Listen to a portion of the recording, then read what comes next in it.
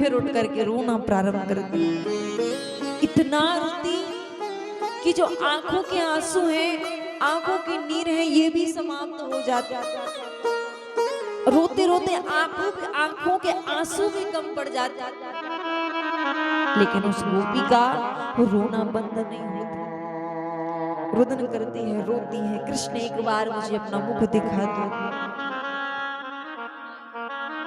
भगवान कहते हैं कि मैं तुम पर करुणा करूंगा जब तक करुणा करोगे, जब तक तुम धर्म के मार्ग पर रहोगे। तुम्हारे साथ उस पल तक हूँ जब तक तुम धर्म के मार्ग पर हो, तुम सत्य के मार्ग पर हो। और जैसे तुमने अधर्म के मार्ग पर जाना शुरू किया, असत्य का मार्ग पकड़ना प्रारंभ किया, उसी वक्त भगवान हमारा साथ छोड़ देते हैं। भगवान करुणा करते जा रहे हैं। यदि इस करुणा को तुम पा ना पाओ तो इससे बड़ा भागी तो इस जीवन का और कोई भी नहीं है। बहती हुई ज्ञान गंगा में यदि भगवान के अमृत की बूंदें हमको प्राप्त हो, यदि वो अमृत की बूंदें हम प्राप्त ना कर पाए तो उससे बड़ा अभागी इस संसार में कोई भी नहीं हो सकता। रोती है, मूर्छित होकर गिर जाती, फिर उठकर रोना प्रारंभ करती।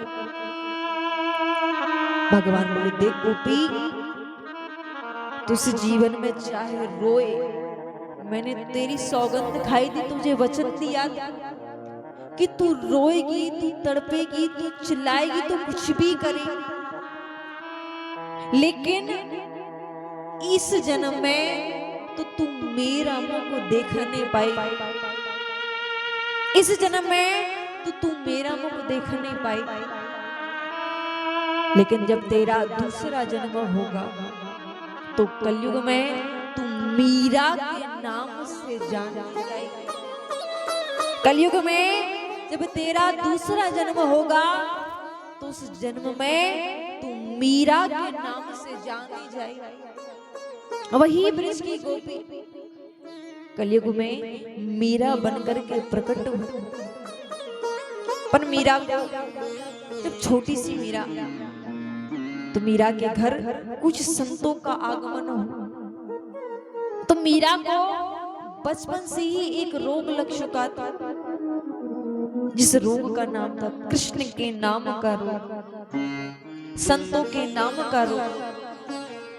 मीरा को बचपन से ही कृष्ण के नाम का रोग, संतों के नाम का रोग लग चुका था। छोटी सी मीरा संतों के सामने बैठ करके संतों का भजन करती, सुंदर पद गाती, सुंदर पद गाते गाते मीरा, जब संत मीरा के यहाँ से जाने लगी तो मीरा संतों के पास जाकर बोली, स्वामी मैंने आपको जाने से तो रोका नहीं, और आपको जाने से मैं रोक भी नहीं सकती, लेकिन मैं चाहती हूँ कि आप जाते जाते मैं आपसे कुछ मांगना चाहती हूँ।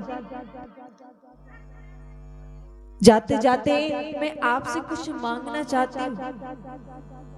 संत बोले, मीरा मैं तुमसे इतना प्रसन्न हूँ, मैं तुमसे इतना प्रसन्न हूँ कि आज तुम जो भी मांगोगी मैं तुम्हें सब देने को तैयार हूँ। मीरा बोली, मैं आपसे ज्यादा कुछ तो नहीं चाहती, लेकिन आपके हाथों में जो कृष्ण की मूर्ति है, ये कृष्ण की मूर्ति मुझे देकर जाइए, क्योंकि इनके बिना मैं एक पल भी जीवित नहीं रह पाऊंगा।